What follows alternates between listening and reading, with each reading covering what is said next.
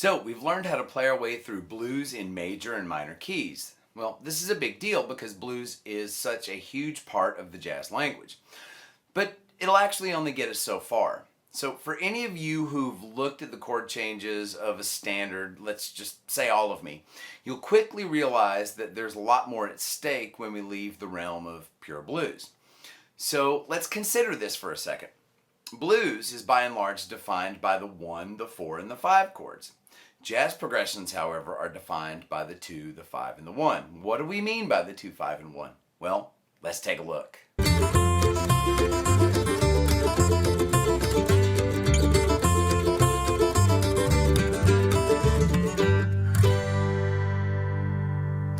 If we look at the chord breakdown of a major key, we clearly see that the 2 is a minor 7 chord. The 5 is a dominant 7, and the 1 is a major 7, and the triangle means major 7. Now, we haven't learned the major 7 voicings yet, but we will in just a couple minutes.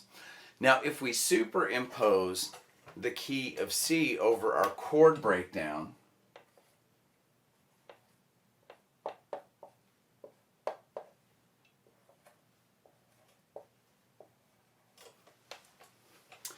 we see that in this key, the 2 is a D minor 7, the 5 is a G7, and the 1 is a C major 7. So 3 different chord types make up one harmonic statement. Okay, so let's plot out the roots of each chord. Okay, so the D is at the 5th fret of the 5th string, G is the 3rd fret of the 6th string, and C is the 3rd fret of the 5th string. Anything look familiar? Notice that the root layout of the 2, 5, 1 has the same geometry as the blues layout, but in the key of G, a 1, 4, and a 5. The only difference is that compared to the blues primaries, the 2, 5, 1 is, well, inside out.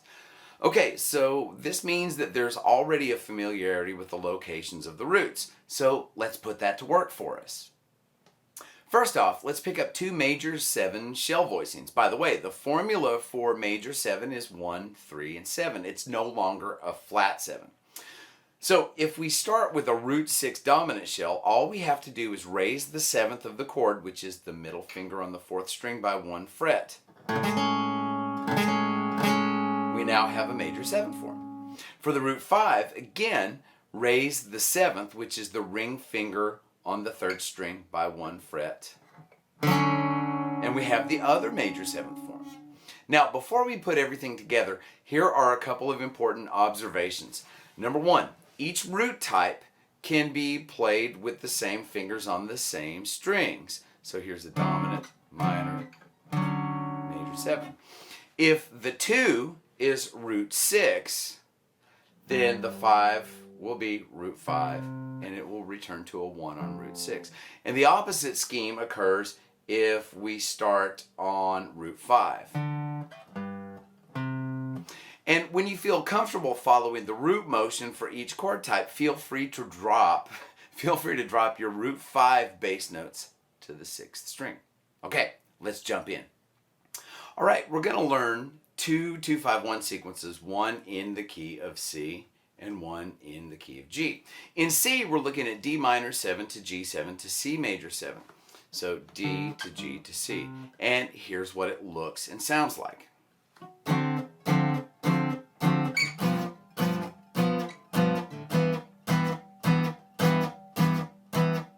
again.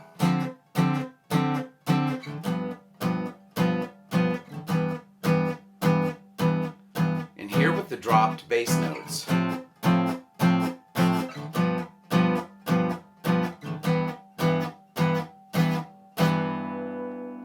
Now remember, repetition is the key to internalizing these moves and training your ear, so play them a lot. Now in the key of G, we have A minor 7 to D7 and G major 7.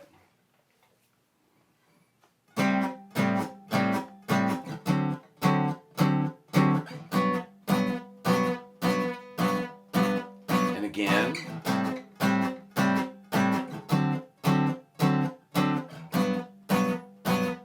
now dropping the bass note on the root 5.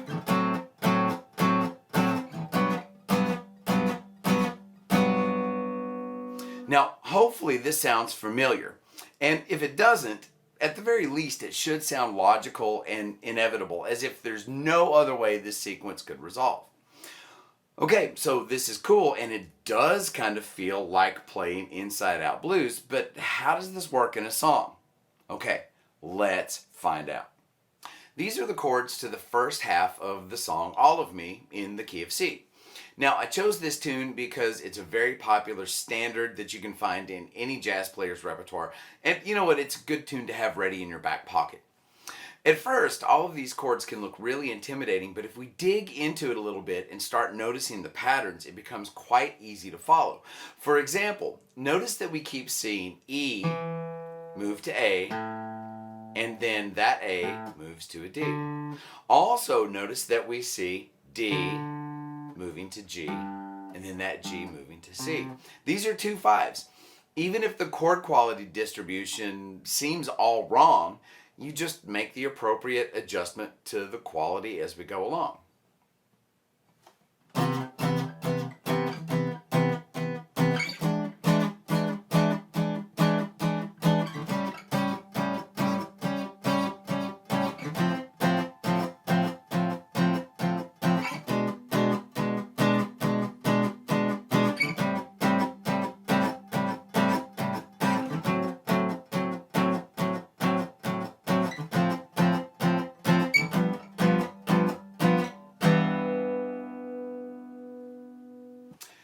Now, notice that we keep treading over the same chord sequences. Now, again, the qualities may change, but the root motion stays the same.